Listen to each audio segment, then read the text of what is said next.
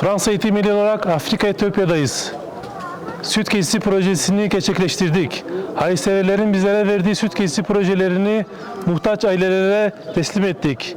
Rabbim hayırseverlerin verdikleri hayırları kabul eylesin. Bismillah, elhamdülillah, salatu ve selamu ala Resulillah sallallahu aleyhi ve sellem.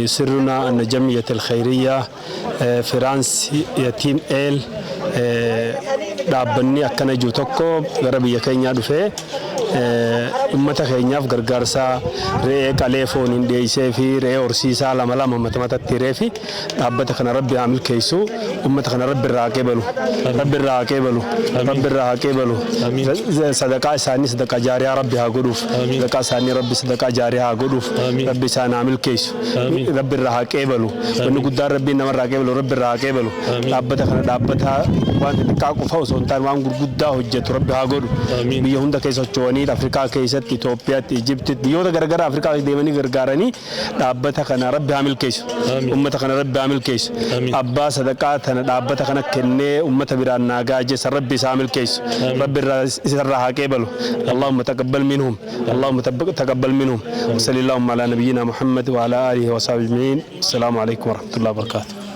Fransa Eğitim Milli olarak Afrika Etiyopya'dayız. Hayırseverlerin bizlere verdiği süt kesisi projelerini gerçekleştiriyoruz.